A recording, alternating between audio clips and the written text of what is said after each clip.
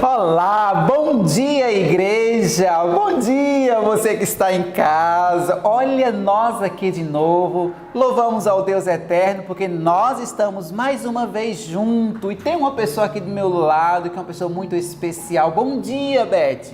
Bom dia, professor Léo. Bom dia para você de casa, que Deus lhe abençoe nessa manhã. Louvado seja Deus. Beth, quanto tempo você está aqui? 5 meses.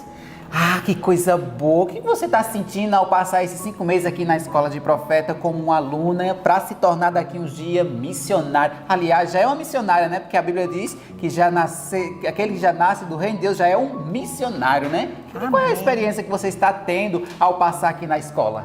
Ai, de muito aprendizado, de muitas bênçãos, que tanto para mim se estende aos meus familiares. Muito bem, Beth. Quantos missionários nós estamos precisando? Nós precisamos de 600 missionários. Aleluia, Beth, para esse mundo tão grande que para nós é grande, mas para Deus é pequeno, não é? Então nós estamos precisando, você que está aí do outro lado, que eu tenho certeza absoluta que o Espírito Santo está tocando na tua vida agora, para você ser um missionário do Deus eterno, para pregar as 3 mensagens angélicas que tem que ser pregadas a esse mundo inteiro, não é, Beth? Amém, isso mesmo.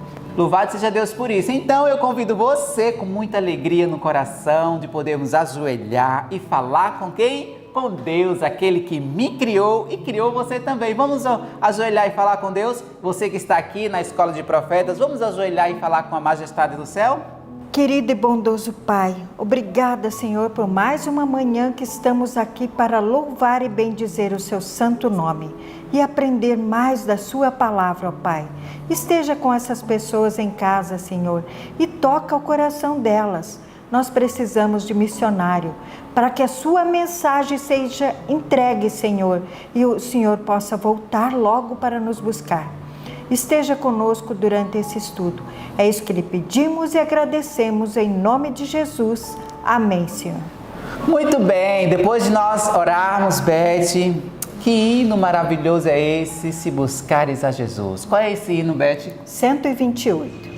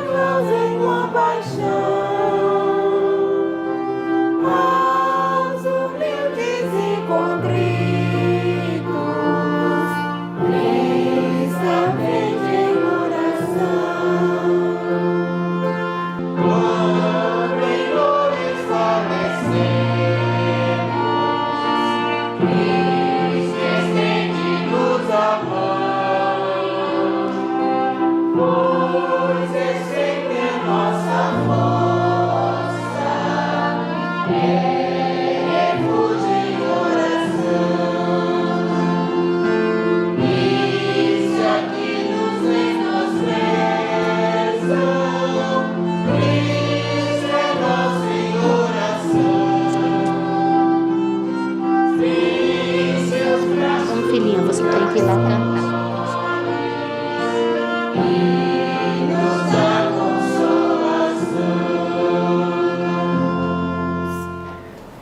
Amém!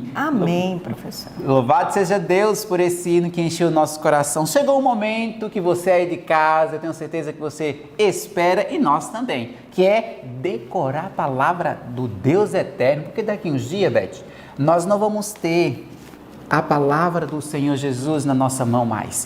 Nós vamos ter isso aqui na nossa mente. Nós temos que estar com isso aqui todinha, Beth, decorado pela graça e o poder de Deus. É possível? É possível. 100%. Muitos dos nossos irmãos do passado morreram todos, a maioria, que deixaram isso aqui precioso para nós, para que nós tivéssemos a chance de podermos conhecer mais a Jesus. Então, qual é o texto desta semana, Beth? É Filipenses 1, do 27 ao 29. Muito bem, vamos lá. É um pouco grande, mas nada é difícil. Tudo é fácil. Vamos lá? 1, 2, 3. Filipenses 1, do 27 ao 29. Somente deveis portar-vos dignamente conforme o Evangelho de Cristo, para que quer vos veja, que esteja ausente, ouça acerca de vós, que estais no mesmo Espírito, combatendo juntamente com o mesmo ânimo pela fé do Evangelho. E em nada vos espanteis dos que resistem, o que para eles, na verdade, é indício de perdição, mas para vós de salvação, e isto de Deus, porque a vós vos foi concedido em relação a Cristo, não somente crer nele, como também padecer por ele. Filipenses 1, do 27 ao 29. Filipenses 1, do 27 ao 29. Somente deveis portar-vos dignamente conforme o Evangelho de Cristo, para que vá vos veja, que esteja ausente, ouça acerca de vós, que estejais no mesmo Espírito, combatendo juntamente com o mesmo ânimo pela fé do Evangelho. E em nada vos espanteis dos que resistem, o que para eles, na verdade, é indício de perdição, mas para vós de salvação. E isto de Deus, porque a vós vos foi concedido em relação a Cristo, não somente crer nele, como também padecer por ele. Filipenses 1, 27 ao 29. Filipenses 1, do 27 ao 29. Somente deveis portar-vos dignamente conforme o Evangelho de Cristo, para quer que vá vos veja, que esteja ausente, ouço acerca de vós, que estais no mesmo Espírito, combatendo juntamente com o mesmo ânimo pela fé do Evangelho, e em nada vos espanteis dos que resistem, o que para eles, na verdade, é indício de perdição, mas para vós de salvação. E isto de Deus, porque a vós o foi concedido em relação a Cristo, não somente crer nele, como também padecer por ele. Filipenses 1, do 27 ao 29. Muito bem. Tem aí umas vírgulas, tem umas coisas, mas a passar do dia, que vai decorando, a gente vai conseguindo decorar ele tudinho normalmente. Então, um bom dia para você. Vamos ficar agora com o estudo e encher o nosso coração pela graça e o poder de Deus. Vamos lá? Bom dia para você. Bom dia e fique com Deus.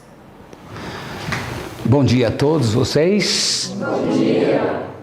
É uma alegria darmos continuidade ao projeto de estarmos cada dia relembrando algum pedaço, algum texto, alguma parte da Bíblia e ao mesmo tempo ligando, unindo esta parte da Bíblia com a parte do livro Profetas e Reis, nesta sequência que já está quase terminando. E então depois vocês entrarão no maravilhoso livro O Desejado de Todas as Nações. O tema de hoje abarca os capítulos 10, 11, 12, 13 e 14 de Zacarias. Portanto, 10 ao 14. E do livro O Profetas e Reis tem um título bonito: A Vinda de um Libertador. Eu estava pensando nesta hora o que falar da vinda de um libertador e o que isso significa para você que está aqui e também para você que está em casa, no carro, no sofá ou andando. A vinda de um libertador. Me veio à mente apresentar na introdução um pequeno comentário para introduzir o tema. Peguei meu celularzinho e escrevi aqui, Pessoas libertas de sequestros. Tem bastante. Dê graças a Deus porque você está aí tranquilo. Somente para ilustração. PF liberta refém de sequestro e recupera 2 carros roubados. Polícia esclarece o sequestro e liberta a vítima depois de 16 dias de cativeiro. Polícia Civil liberta a vítima de sequestro e prende um dos suspeitos. Não estou mencionando os lugares, mas aqui está. Polícia liberta um casal de cativeiro em tal lugar. Polícia liberta vítimas de sequestro relâmpago.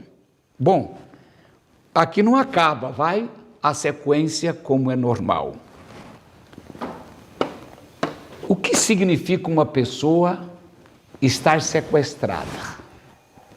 Nem pense em um dia passar por essa experiência e nem escolha. Geralmente as pessoas não escolhem. Você fala, é verdade. Não, tem uns que escolhem. Há pessoas que para ganhar um dinheiro, ou de um pai, ou de uma herança, ou de alguma coisa, ou de um seguro, eles fingem um sequestro, então elas querem ser sequestradas. Mas isso são os casos excepcionais de banditismo. O sequestro normal, a pessoa não quer isso. Então, nosso título é A Vinda de um Libertador. Se há um libertador, o que há? Alguém que foi preso ou alguém que foi sequestrado. Quando nós olhamos para a Bíblia, eu olhei aqui os vários tipos de sequestros que na Bíblia aparecem e ligando com estes aqui que são relatados na nossa história, eu escolhi um deles, um jovem chamado Samuel Northrop. Eu li hoje sobre isso, diz que tem até um filme sobre ele, que foi um negro no tempo da escravidão, na época de 1800, nos Estados Unidos. Ele morava em Nova York com os pais, foram libertos, estavam trabalhando, construindo sua vida, e apareceu alguém, ele estudava, tocava violino, igual o nosso violinista aqui. Apareceram 2 homens convidando-o por um bom salário para ir tocar, para ensinar música, e ele, um jovem, se sentiu atraído por uma oferta de um bom emprego. Imagine um ex-escravo, agora liberto, porque a escravidão da América foi assim, uns se libertavam, eu digo alguns estados, outros não, outros vinham depois, alguns estados tinham a proclamação da alforria, ou da liberdade, mas alguns fazendeiros lá dos cantões permaneciam com alguns escravos, então isso foi gradual. Nesse caso ele estava liberto. Porém agora, quando foi levado, ele descobriu finalmente que no dia seguinte deram-lhe uma bebida para ele beber na estrada, ele adormeceu, não viu mais nada. Quando acordou, estava preso, estava numa prisão no estado da Virgínia, na cidade de Richmond, que fica muito abaixo de Nova York. E agora ele já sabia que ele era um prisioneiro, que estava sequestrado. E então foi vendido para outros fazendeiros em uma região distante. Bem, a história é comprida, né? Nós não vamos tratar sobre isso, é só para ilustrar. Ele passou 12 longos anos na prisão. E finalmente, através de carta, de contato, uma série de coisas, ele foi liberto. O dia que foi liberto, alegria. Deus criou um homem chamado Adão. O colocou em um jardim, em um paraíso. Mas um dia apareceu um camarada com uma lábia também interessante e terminou sequestrando Adão. E agora Adão com a família, com a esposa, agora estavam sequestrados e eles pensaram: o que vamos fazer? Deus apareceu e trouxe uma mensagem para eles. Gênesis capítulo 3 e o versículo 15. Obviamente esse é um verso bem conhecido de todos nós, não é? Disse aqui a mensagem: porém inimizade, isso é Deus falando para o sequestrador que é Satanás. Porém inimizade entre ti, sequestrador, e a mulher, entre a tua descendência, sequestrador, e o descendente da mulher. Este, o descendente da mulher, te ferirá a cabeça, mas ao pisar na tua cabeça, porque tu és uma cobra, o descendente vai terminar tendo o calcanhar ferido. Esta promessa encheu o casal sequestrado, Adão e Eva, de esperança. Virá um libertador. De onde ele virá? De ti, casal, da tua descendência. Então está perto. Eva ficou grávida, nasceu um Cainzinho, cabelinho cacheado, bonitinho, sorria, sorridente, bonitinho, e ela olhou e disse: eu creio que este é o libertador. Já chegou. Lê do engano, pobrezinha, diz o irmão pastor Pablo, pobrecita. Era um participante dos sequestradores. E aí veio Abel. Ela olhou de novo, esse tinha o cabelinho mais durinho, mais diferente, lisinho, e ela disse: por certo é esse, porque aquele não era. Mas esse também não era. Finalmente veio a crescer, os meninos cresceram, e o Caim matou o Abel. E ela disse: realmente esse não é o libertador, esse é um assassino. E ele fugiu. Os assassinos geralmente procuram fugir, escapar, esconder. E agora ela não tinha Caim porque fugiu, e não tinha Abel porque foi morto. Deus disse: não se preocupe, eu lhe dou outro. Nasceu o terceiro, chamado Sete, ou deram-lhe o nome de Sete. Pensou novamente, mas agora com um pouco menos de entusiasmo. Será que pode ser esse? Não era. Porém Deus falou: da tua descendência o libertador virá. E agora a descendência começou. Sete, eu vou pular uma porção deles, de Sete vai chegar em Noé.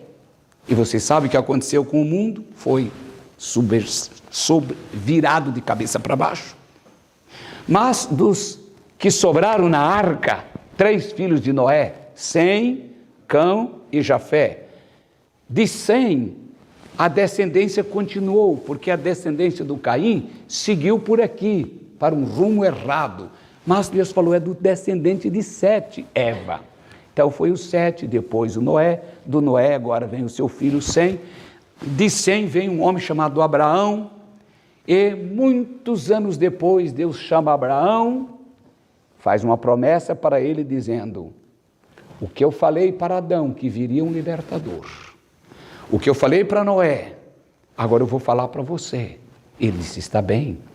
E depois veio seu filho Isaque, Jacó, os 12 filhos, formaram a nação de Israel, ou a nação judaica. E agora o libertador deveria vir desta nação. Eles começaram agora a adorar a Deus desde os dias de Adão.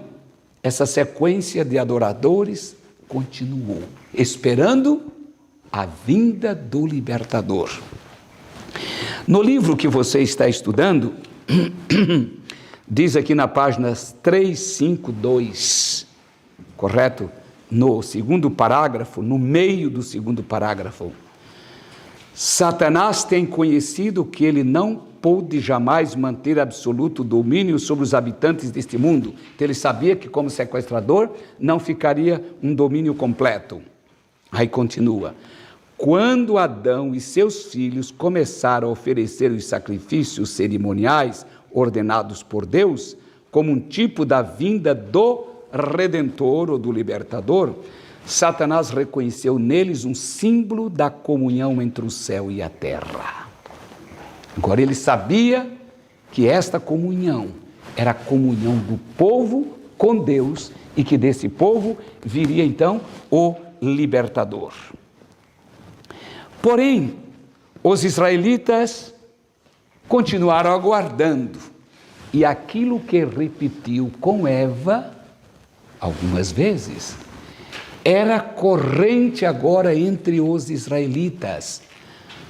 Cada mãe que ganhava um bebê, menino, e era o primeiro primogênito, estas mães reviviam a promessa do libertador, dizendo: não será este. Mas Deus falou: mães, o libertador virá de uma de vocês. Todas as mães ficaram prontas, por isso acontecia isso. Mas Deus falou: eu vou dar algumas dicas para vocês não ficarem desesperadas cada vez que nasce um filho.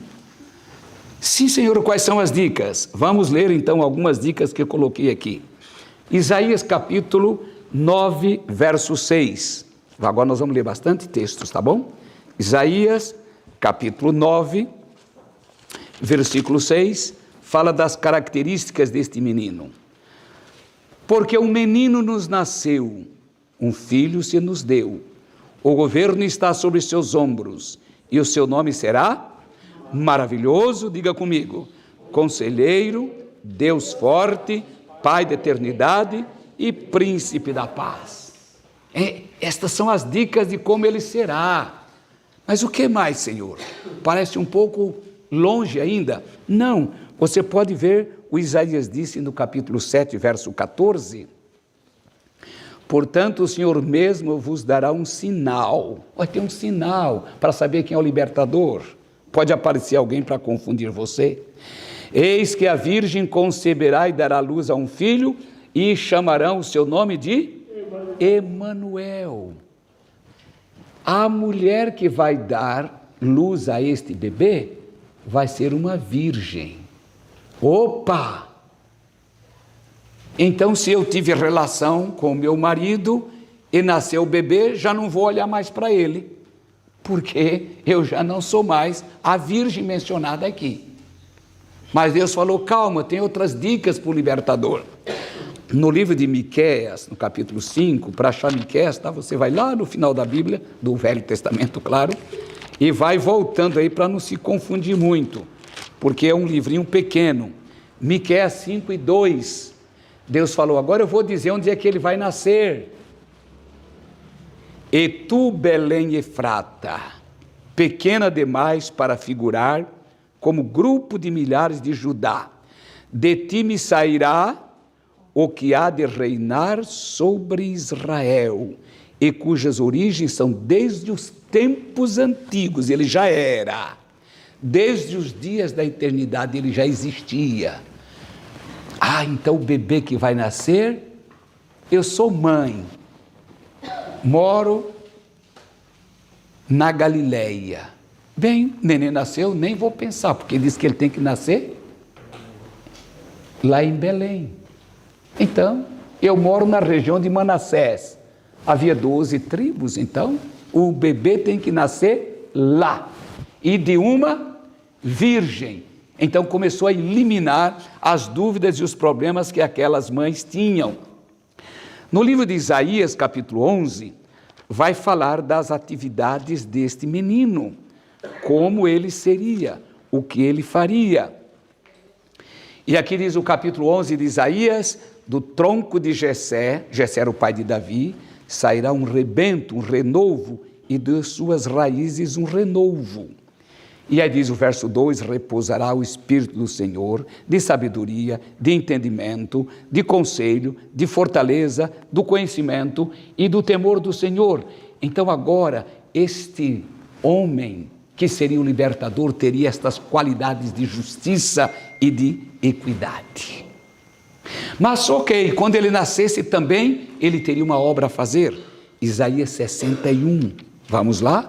Isaías capítulo 61, nós estamos falando sobre a vinda do libertador, que agora já nasceu, tinha que nascer de uma virgem, ele tinha que nascer em Belém, certo? Ele tinha esses conselhos, diz aqui capítulo 61.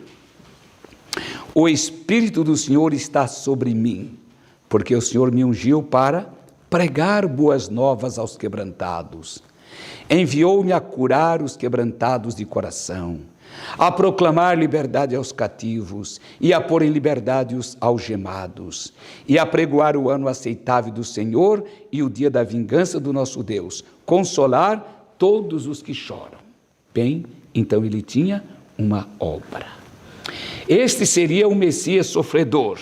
Deus então deu uma ilustração agora. Enquanto vocês aguardam o libertador, vocês fazem um santuário. E aí cada dia, como vocês aqui, cada manhã, vocês tragam as ofertas, vocês tragam um animal. Esse cordeiro que você traz, quando você mata, pelos seus pecados, você olha para o futuro e diz: um dia esse libertador virá para morrer como esse cordeiro, para que eu me salve. E eles fizeram isso como uma ilustração. Finalmente Deus dá o reforço final e diz: agora eu vou dizer a época que ele vai nascer. Interessante, o libertador nasceria de uma virgem, o libertador seria poderoso e ao mesmo tempo sofredor, seria justo, o libertador teria cidades em onde ele ia nascer. E agora, quando? Vamos ler, Daniel, capítulo 9, versículo 24. Você pode olhar a sua Bíblia em casa, nos acompanhar. Daniel, capítulo 9 e o verso 24. Fala do tempo. Diz aqui: 70 semanas estão determinadas sobre o teu povo e sobre a tua santa cidade. Então, 70 semanas, os judeus conheciam muito bem isso. Uma semana tem 7 dias, eram 70 vezes 7 dá 490. Então, desse tempo, contando 490 anos, era o tempo para o Messias vir, para o libertador vir. Mas diz o versículo 25, sabe e entende, desde a saída da ordem para restaurar e para edificar Jerusalém, até o ungido é quando ele seria batizado, o príncipe, 7 semanas, 62 das 69, e as praças e as circunvalações se reedificarão em tempos difíceis. 26, depois de 62 semanas, será morto o ungido. O que foi ungido, ele será morto. Engraçado. Verso 27, e ele fará firme aliança com muitos por uma semana, e na metade da semana fará cessar o sacrifício, a oferta e etc, etc. Ou seja, na metade da última semana ele vai morrer. Para o judeu isso não era difícil. Quando é que começam as 70 semanas? Ele diz aqui, quando sair a ordem para edificar Jerusalém. E vocês leram nos capítulos anteriores a estes, a obra de Neemias, os decretos que foram dados para a restauração dessa cidade. O decreto de Artaxerxes foi o mais completo, dado em 457 a.C., porque incluía tudo restauração física, a restauração judicial, a restauração governamental, legitimava um governo. Conta 457. Até Cristo, 457. Mas era 490. 7 vezes 7, 49, 490. Então faltavam mais 33, porque 457 para dar 490 foi mais 33. Só que eles descobriram que antes de Cristo tem um ano, porque você contava decrescendo, né? 1900, 100, 10, 9, 8, 7, 6, 5, 4, 3, 2, 1. E depois de Cristo conta o quê? 1 de novo, 2, 3, então. Tem 2 uns. Um antes e um depois. Se os 490 dias para terminar chegavam em 33, depois de Cristo, eu ponho mais um, porque eu tenho 2 aqui. Aí vai para que ano? 34. Então as 70 semanas terminam 34. A última semana seria 7 anos. 27, 28, 29, 30, 31, 32, 33, 34. 7 anos. Na metade, o Messias seria morto, o libertador seria morto. Então não era difícil para os judeus saber isso. No ano 27, o que aconteceu? Jesus foi batizado, então ele foi ungido. Aqui diz em Daniel que ele seria ungido. No ano 34 terminaria. Então do 27 até o 34 tem um meio que é 31. E o que houve no ano 31? Ele foi morto. Bingo! Tudo está perfeito. É só olhar aqui agora o calendário e ver que o Messias nasceu exatamente nesta época. Mas ele tinha que nascer aonde? Em Belém. Então vamos lá. São Mateus 2. É rápido, tá? Porque a gente tem muita coisa, mas temos que passar, porque senão você não compreende o conjunto do libertador. 2, verso 4. Diz que vieram os magos lá do Oriente, perguntaram para os judeus onde é que o Messias nasceu, onde é que o rei nasceu, onde é que o libertador nasceu, e os judeus disseram, a gente não sabe. Já nasceu? Sim, a gente veio acompanhando a estrela. Isso chegou no Herodes. Ele ficou com medo de um concorrente, chamou os líderes. Vocês que são líderes, vai nascer um libertador dos judeus? Sim, disseram eles. É? Onde ele tem que nascer? Na Galileia, na Judeia, em Manassés, ali no Efraim? Os judeus disseram.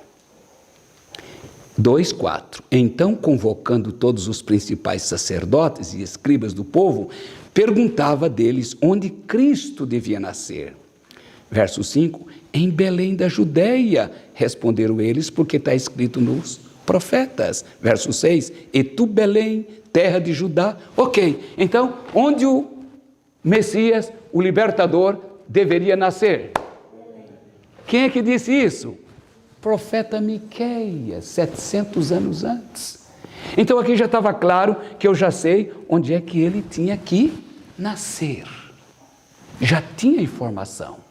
E agora ele tinha nascido. Onde é que ele nasceu? Em Belém. Mas diz o capítulo 1, verso 18. Ora, Mateus 1:18.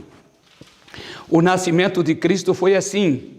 Estando Maria, sua mãe, desposada com José, eu vou ler numa linguagem para você entender, estando Maria noiva com José, sem que tivessem coabitado, ou não tiveram relação, achou-se grávida pelo Espírito Santo. Mas José, seu esposo, sendo um homem honesto e justo, não queria trazer mal-estar para Maria, então ele pensou em deixar a mulher, porque ele pensou, ela deve ter tido um caso com algum outro homem, porque comigo não foi. Eu sou certinho, mas a Maria está grávida. Ele não sabia do que era e como era.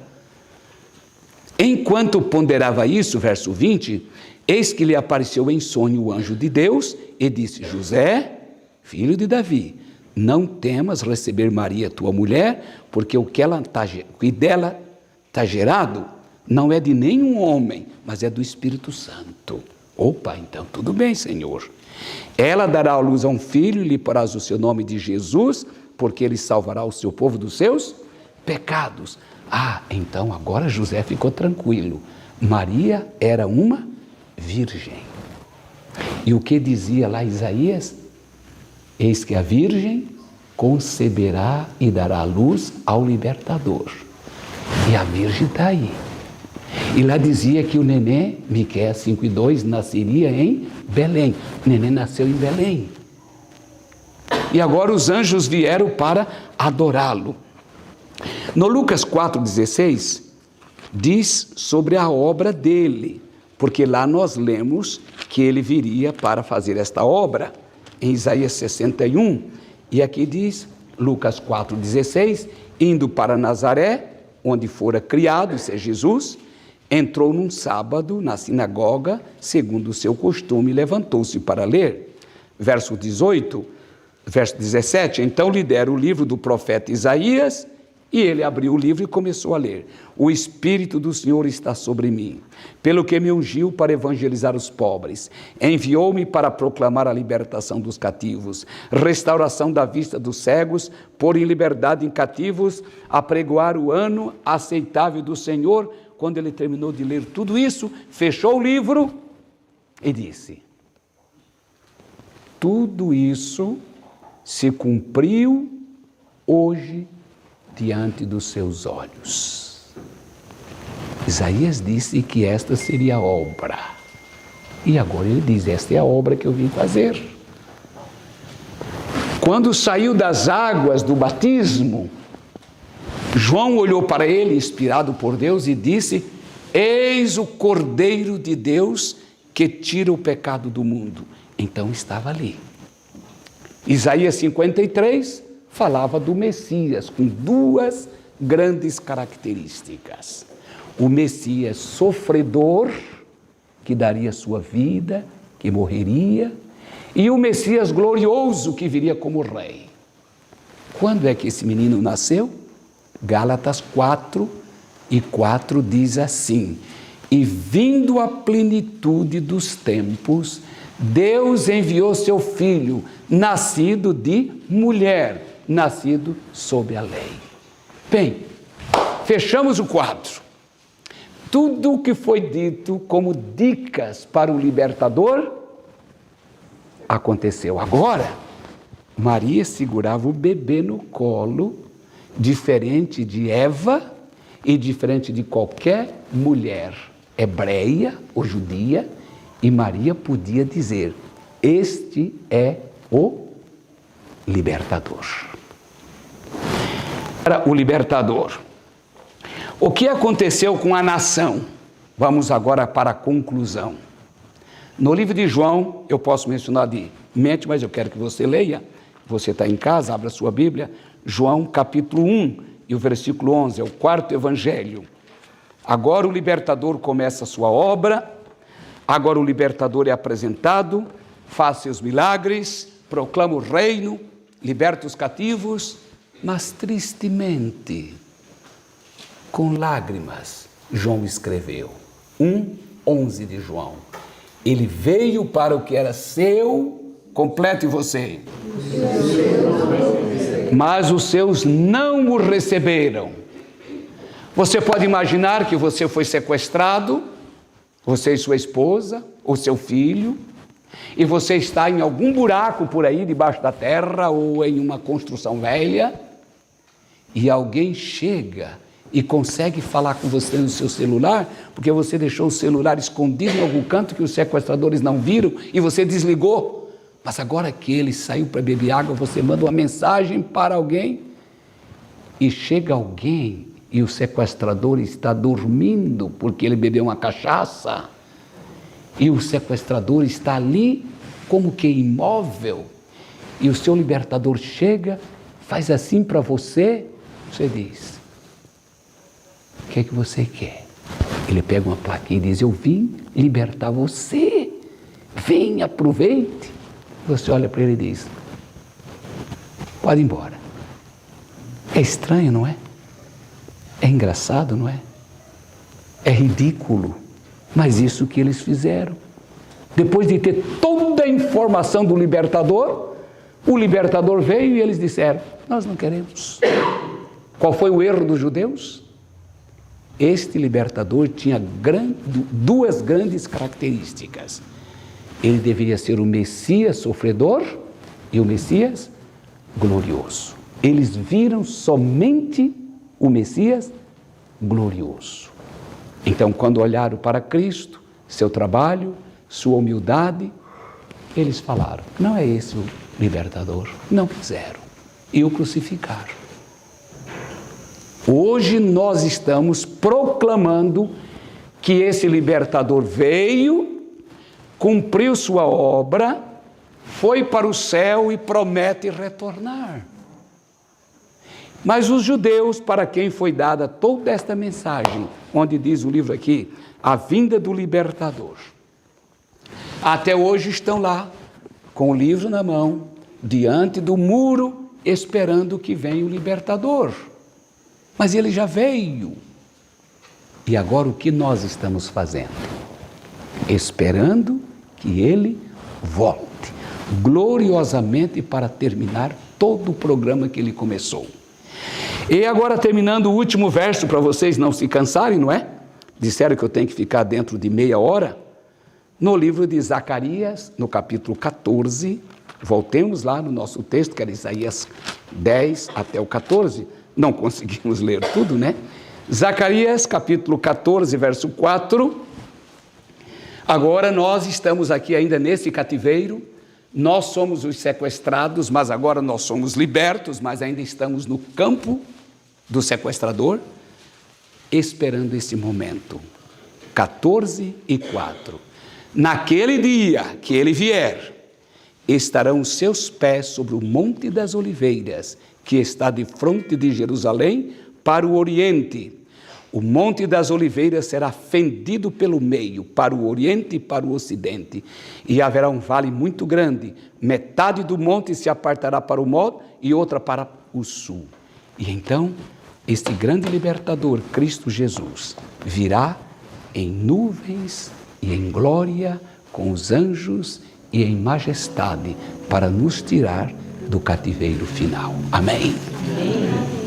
Que dia glorioso será quando seus pés se colocarem no Monte das Oliveiras, e o Monte das Oliveiras se tornar-se-á numa grande planície, e os salvos poderão para sempre dizer: Senhor, agora estamos libertos do cativeiro por toda a eternidade. Amém? Esse é o estudo.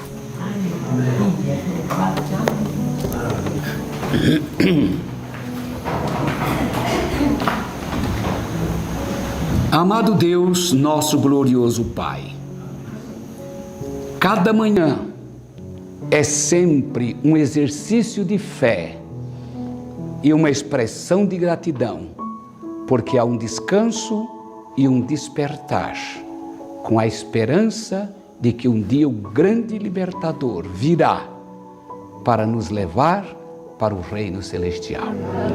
De volta para a casa de Adão, de volta para o jardim do Éden restaurado. Senhor, aqui está a professora Maísa, o professor Leandro, os demais professores e servidores, estão os alunos aprendendo a respeito de Ti, e estamos nós com os olhos fixos nos céus, esperando que o libertador venha.